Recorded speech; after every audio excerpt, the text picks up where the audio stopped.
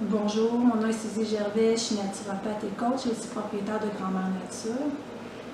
J'ai le plaisir de venir vous partager le témoignage de Simon Gauthier.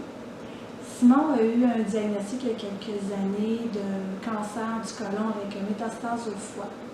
Suite à ce diagnostic, Simon a apporté des changements au niveau de son alimentation, au niveau de son rythme de vie, puis aussi au niveau de la gestion de ses émotions. Et c'est ce dont il vient nous parler à travers son témoignage. Si jamais vous vous sentez inspiré par le témoignage de Simon, je tiens à vous rappeler que comme on est tous différents, si jamais vous décidez d'apporter vous aussi des changements au niveau de votre alimentation ou de votre mode de vie et que vous avez vous aussi des problématiques de santé, je vous conseille fortement d'en parler avec votre médecin. Alors, je vous souhaite un bon visionnement. Le diagnostic est arrivé en 2017. Donc, diagnostic du cancer du côlon. 2017, cancer du côlon. Ouais. Métastasé au foie. OK. Donc, c'est un cancer stade 4 parce qu'il a commencé à voyager et à s'implanter dans d'autres organes. Okay. Donc, ça, c'est stade 4. Ça veut dire qu'il est bien en feu. Et les stades 4, règle générale, surtout au foie, on est considéré comme incurable. J'avais moins de 14% d'espérance de vie d'atteindre 2 ans. OK. Donc, plus de 85% de chances de trépasser avant 2 ans. Et ça, c'était avec les traitements chimio et opérations inclus dans le 2 ans. J'ai commencé à suivre des traitements en 2017 après le diagnostic.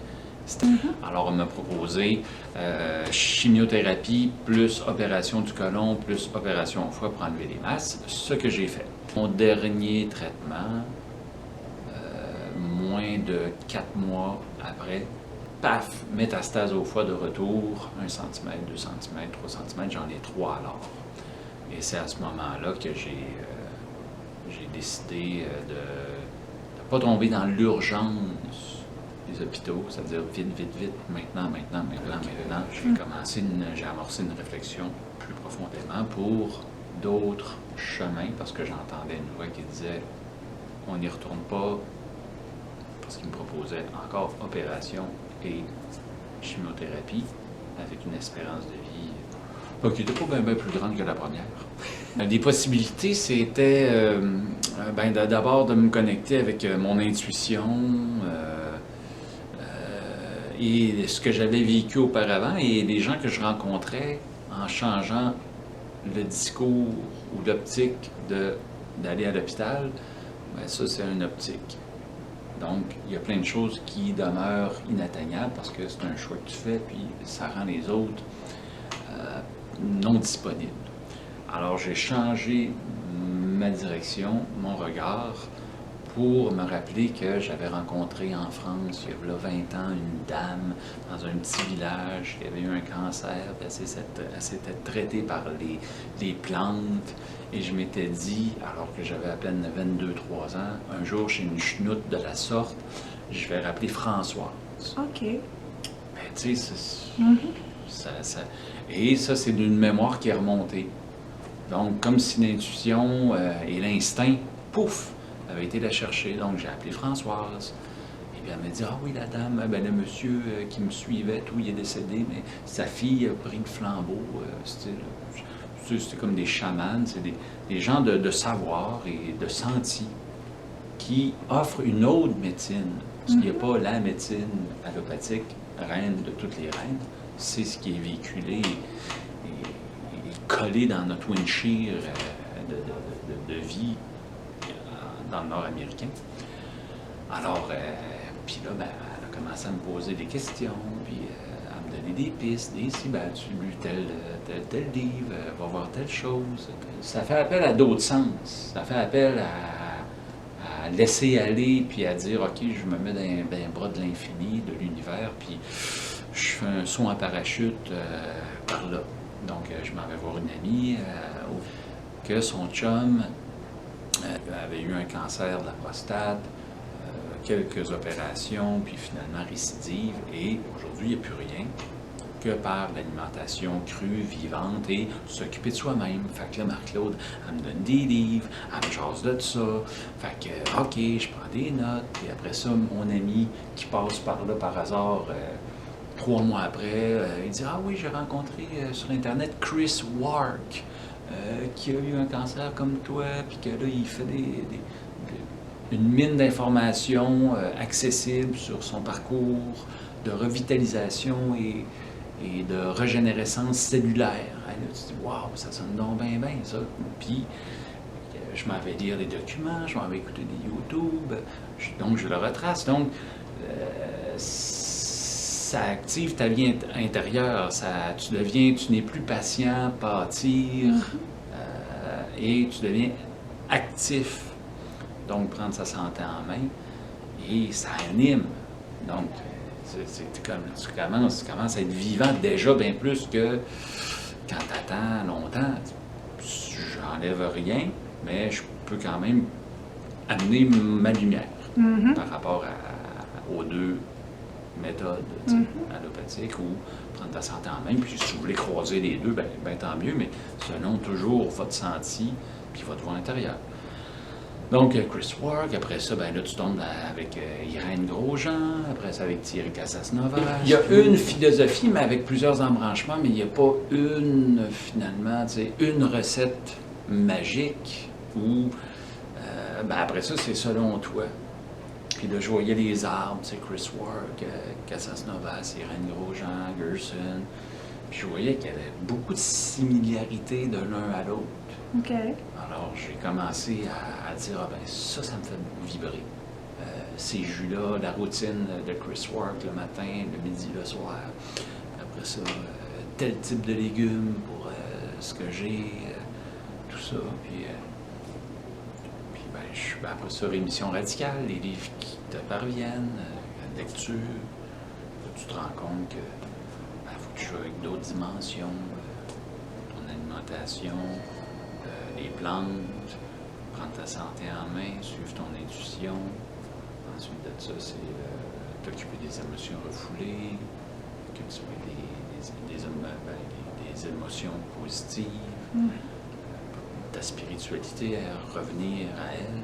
C'est où tu es bien, puis qu'est-ce qui te donne du bien, c'est un arbre, aller voir une rivière, faire des trous dans une chope de soudure, ce que j'ai fait, parce que fallait que je suive mon intuition qui disait « Hey, wow, je veux aller dans une shop de soudure » parce que j'ai été quelqu'un de très aérien dans l'écriture. Je me suis trouvé dans une shop de soudure pendant 5-6 mois à faire des tâches le fun. C'est créer une déstabilisation avec, tu sais, dans ton whippet trop confort, là. Parce que, tu sais, tout ce qui bouge pas, c'est parti. Parce que je me disais, si je dois partir, mettons pour l'autre monde de l'au-delà, je veux que mes mains aient bien senti plus que ce que j'ai connu jusqu'à date. Et puis, moi, je travaille croche, là, tu sais, je peux pas... C'est croche, mais c'est beau. Mais c'est croche. Ça donne mal à la tête aux entrepreneurs, mais c'est beau, ça tient, puis c'est croche. Puis j'aime ça parce que, finalement, c'est moi.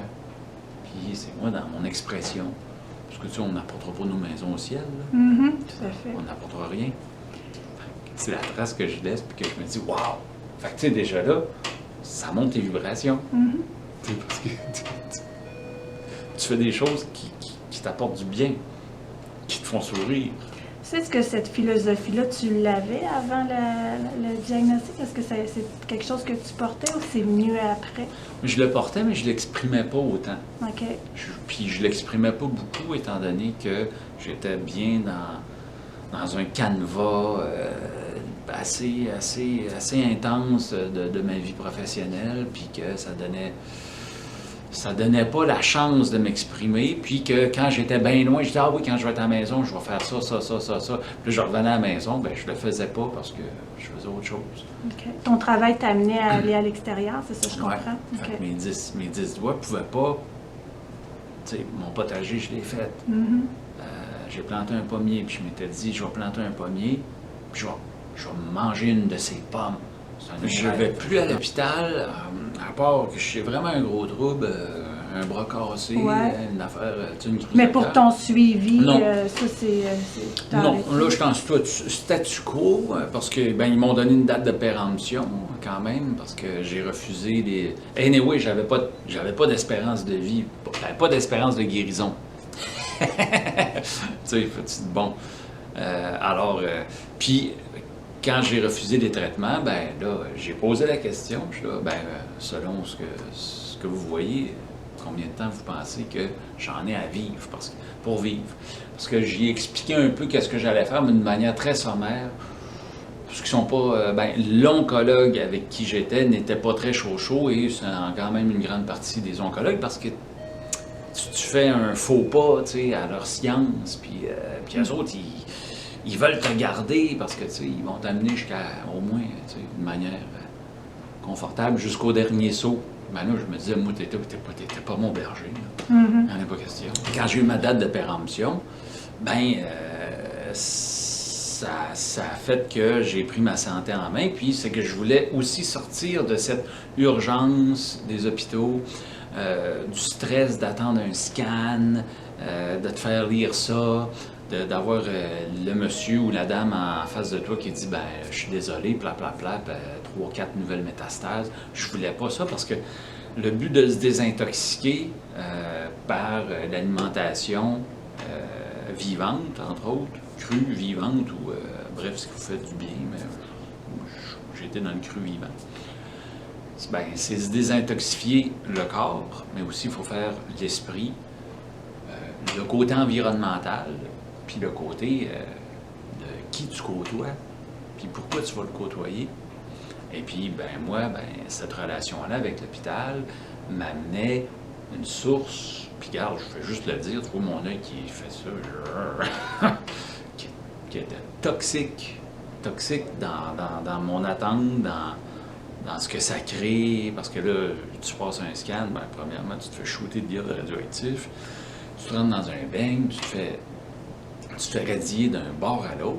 Je peux comprendre une fois de temps en temps, mais pas systématiquement. Là, Et puis après ça, t'attends 2 semaines, 3 semaines, puis après ça, t'as la réponse, puis voilà. Fait que là, moi, j'ai dit. Les intoxications, finalement, c'est tout mettre ce qui est dans notre possible pour alcaliniser notre corps. Okay. Le stress, la peur, ça va acidifier. L'anxiété, l'angoisse, les émotions refoulées, des affaires que tu vas oublier puis que tu penses qu'ils sont bien cachés, loin dans ta tête, là, c'est le temps d'y aller puis d'ouvrir puis d'aller voir la personne, puis de dire « je te pardonne » ou d'aller vers le pardon. OK. Donc ça, c'est des choses que tu as faites, de régler des situations qui étaient conflictuelles pour faire le pardon de ça? Oui. OK. Ça fait partie de ton processus aussi de guérison? Ah oui, carrément, oui.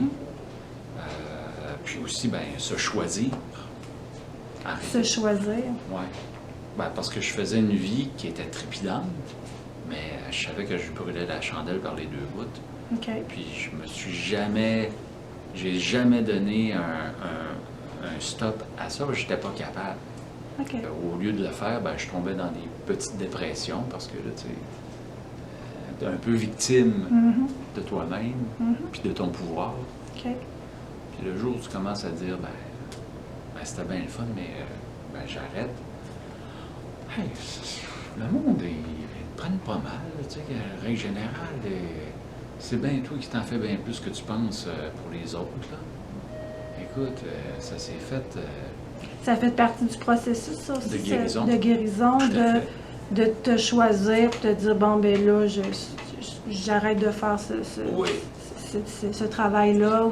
Parce que tu vois, mettons, chez l'image, c'est que j'étais quelqu'un qui faisait du spectacle en tournée. Ouais. Donc, toujours partout ailleurs et nulle part en même temps. Mais il y en a qui sont faites pour ça. Génial.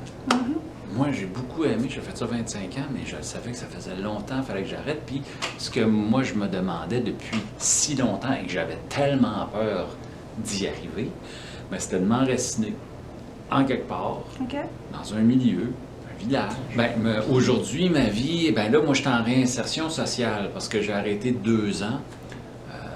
un an et un tiers, bien comme il faut, à faire toutes les thérapies à la maison, c'est-à-dire que vite de même, ben, c'était jus d'herbe de blé à 6h30, lavement du côlon à 6h45,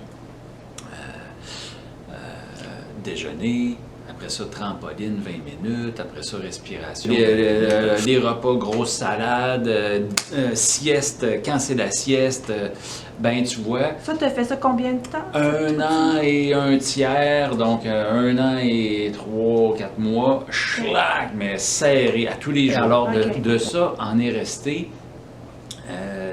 Les jus sont demeurés, manger cru, ça m'anime. Ça me tente de manger cuit. Je vais manger cuit, mais je sais que j'ai beaucoup plus d'énergie. Ouais. Comment je l'explique aujourd'hui, c'était vraiment un appel à moi-même qui m'a demandé au changement. L'hôpital voyait, tumeur dans mon foie. Ça le dit fort, tumeur. Ça rentre dans la tête, ça s'engramme en quelque part. C'est d'une violence assez intense. Avec stéthoscope et blouse blanche. C'est un cérémonial. Là. Alors, puis moi, ben, après coup, puis après bien des mois, ben, c'était marqué « Je t'aime » à la place de « tumeur ». Je t'aime parce qu'on a quelque chose d'autre à faire et c'est le dernier message que je t'envoie pour ta transformation parce que j'en ai eu plein de messages avant. Tu sais, une boule là, un serrement là, une petite dépression passagère par là, devoir reprendre une montagne sur mes épaules pour continuer à tourner, puis après ça, wow, avoir un versant, puis dire « OK, écoute, finalement ça va bien », te convaincre, te reconvaincre encore une fois que, calotte baissée, c'est par là que ça va, vouloir, c'est ça, être... mon père est un travaillant, fait que je le demeure. Mais c'était pour l'accoter en quelque part, parce que j'étais un chemin difficile qu'il ne connaissait pas, puis moi j'allais dans l'artistique. Il y a tous des jeux. Mais moi c'était marqué « Je t'aime » et pour tous les messages que je t'ai envoyés dans ta page blanche qui est ton corps, ben, mon esprit et mon être, je ne sais pas qui, là, mais ont écrit « Je t'aime ». Et ça a été une source de transformation qui m'a amené jusqu'à aujourd'hui, ici, à parler de, d'être en joie, en santé comme jamais je l'ai été, un esprit clair, j'ai arrêté de fumer de la drogue, de boire de la bière, de boire du vin. C'était des demandes que j'avais, mais que je ne pouvais pas arriver à faire, parce que le monde, puis moi, j'étais pas en prédisposition pour y arriver. C'est comme, j'étais toujours dans les milieux de tournée, de spectacles, etc. Bien de la bière, bien des affaires. Mais tu vois, j'ai eu plein de guérisons. Plein de guérisons. Plein. Puis on focus beaucoup sur le physique. Mais après coup, quand tu regardes ça... C'est quoi tes guérisons que tu... Arrêter de boire de la bière, arrêter d'être dépendant, beaucoup de dépendance, à l'alcool, à rentrer chez moi puis être bien, tranquille, pouvoir m'asseoir dans une solitude. Oui. Juste apprécier puis dire « wow ». Avant, je me serais craqué un joint pour descendre. Fait que... quelle autre guérison que j'ai eue? Une guérison avec moi-même, être capable de me regarder dans le miroir quand je me brosse les dents, puis de plus me conter des histoires pour dire « Ah, ça va-tu bien? » Puis là, tu te réponds « Oh, ça va bien, tu sais, ou un petit coup d'œil rapide, ça va bien. » Puis c'est pas vrai, tu te comptes des histoires. Fait que ça, c'est dur pour l'estime, parce que c'est par petites couches. Là, c'est le rabot est fin, mais c'est vif, là. Alors, tu vois, là, je rentre dans la cuisine ou je rentre dans un miroir, puis je peux me regarder en disant « Wow! » Puis je vois une fierté, je vois une lumière qui était éteinte avant, puis aujourd'hui, pouf, elle est allumée. Puis, c'est des guérisons. Mais là, Puis tu as de la résistance extérieure. Là. Quand j'ai décidé de ne pas retourner faire des traitements de chimio puis opération, mon père, la première chose qu'il me dit, puis c'était plus ses peurs à lui, tu sais, c'est « t'arrêtes de te battre ». Aïe, mon Dieu, aïe, aïe. Non, père, je me bats pas. Je vais danser avec mon cancer. Mais il comprend encore moins. Puis, anyway, tous les combats et les guerres, les deux sont perdants. Il y aura tout le temps de l'amertume. Fait que je peux pas aller me battre contre un cancer. Déjà là, c'est se présenter. C'est une mauvaise présentation de l'un à l'autre. Non, je vais aller danser avec mon cancer. Je vais danser avec lui. Ma mère, oh mon Dieu, tu vas mourir. Ben oui, ma mère va mourir. Oui, c'est sûr. De ça, je ne suis pas certain, mais de quelque chose, oui. Mais peut-être pas de ça. Après ça, tu sais, tu as beaucoup d'adversité parce que là, tu es en train de te sortir d'un moule. Et puis, quand tu commences à manger cru, ben, il y a beaucoup moins de souper à la maison. Parce que tout le monde mange cuit, etc. Tout. Tu fumes plus de puff. Ben, il y a bien des chums qui viennent moins à la maison. Parce que là, Gauthier, ben, il a changé. Ça t'amenait à te retrouver plus toute seule avec toi-même? Avec moi-même. Puis à appeler d'autres nouvelles personnes. OK. Trouver de nouvelles relations. Ben oui, sans même forcer. Parce que ça appelait. Ça appelle. Puis là, j'envoie des chums à la POF et à tout. Puis on est en super de bons termes, mais c'est plus mon monde à moi. Donc, je pourrais dire apprendre à mourir à soi-même pour renaître. Est-ce que tu te considères comme guéri? Est-ce que tu te sens guéri? Ah ben oui. Ouais. Puis guéri de quoi? J'ai d'une panoplie de choses. Mais comme on disait, on focus beaucoup sur le physique. Mais à un moment donné, c'est que quand tu commences à les mettre sur l'ardoise, tes guérisons, puis que tu les reconnais, hey, ça commence à faire bien de la craie sur le tableau noir. Puis là, tu regardes ça, tu dis, ben oui, fait que là, tu défocuses sur le physique. Puis tu regardes ça, puis tu dis, wow, ça déjà là, ça vaut la peine de vivre. Et d'un autre côté, c'est que si tu guéris physiquement, mais tu guéris pas ailleurs, je me demandais, ça donne quoi vraiment? Ça me semble que ça fait pas grand sens.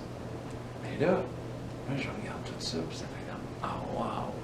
Puis, tu sais, j'ai de la joie, c'est radieux, c'est de la haute vibration. Puis je me dis, hey, je suis arrivé enfin à des choses que je voulais. Puis j'ai eu du bonus, que j'avais jamais osé ou même pas formulé, que je savais même pas. Aujourd'hui, je suis heureux, je suis en joie. Ça resplendit autour de moi aussi parce que quand on se prend en main, ce que j'ai vu puis senti, c'est que, ça donne le goût aux autres de s'animer. C'est jamais, ça passe jamais sous silence. Il y a tout le temps quelque chose qui bouge chez les autres. Et se guérir soi-même, ben, c'est de donner la chance aux autres de se mettre en route. Puis on le fait, finalement, on le fait pas juste pour soi. On le fait pour les autres aussi. Qu'est-ce que tu aurais justement envie de dire à une personne qui arriverait avec une situation, une maladie, un cancer, là, puis qui... C'est tout le temps touché, hein, où est-ce que les gens sont rendus, où est-ce qu'ils peuvent avoir une écoute, puis que, ouais, fait que des fois, je préfère quasiment rien dire. Quelqu'un soumet juste et dire « je t'aime », puis je t'écoute, parle, toi t'en as besoin, moi je vais fermer ma petite boîte à crachat, parle. Mais puis parce qu'ils vont avoir des réactions, ils vont être en colère par rapport à ce qui arrive. Donc, c'est être capable de savoir à peu près où se situe la personne. Puis avec le temps, ben, tu vois, ben, il y a des gens qui viennent me voir qui sont comme plus en phase. Puis ben là, on discute. Là, ils me posent des questions. Ils ont fait un cheminement par rapport à leur colère, par rapport à ce soudain de plancher en dessous de tes pieds. J'ai 2-3 trucs pour amener ton corps à changer de nature. Puis que ça peut donner un bienfait. Mais j'ai pas de baguette magique. Je peux vraiment être une oreille, une écoute pour mon expérience et dans cette philosophie qui est belle, parce que regarde, moi je viens de gagner mon pari de 2 ans. OK. Fait que là, je peux puncher 2 ans. J'ai jamais été aussi en santé que ça. J'ai pas eu d'opération, j'ai pas eu de chimiothérapie et je viens d'atteindre l'espérance de vie qu'on me donnait avec les traitements qui sont de lourd puis qui m'auraient bien plus magané. J'aurais été mal. Puis même, comment tu te sens aujourd'hui, ton énergie versus avant le diagnostic dans ton ancienne vie, c'est beaucoup plus haut. Ah oui! Ben oui, beaucoup plus haut, parce que c'est une véritable transformation. Mais là, j'arrive aux 2 ans. Puis là, je me retrouve un peu dans une situation entre 2 chaises, parce que là, c'était le fun. Tu sais, j'avais un objectif de 2 ans, patlatlauf. Puis là, il est atteint. Fait que là, là, je me dis, OK. Puis on n'est jamais. C'est qu'on peut pas prendre un acquis pour le restant de notre vie. Fait qu'il faut se retransformer, se redéfinir, Fait que là j'avais du fun, là. Mais là, il est fait. Puis je sais que j'ai des affaires qui reviennent, tu sais, par la petite porte derrière, tu sais, parce que tu vas bien, puis ci, puis ça, puis des mémoires qui remontent.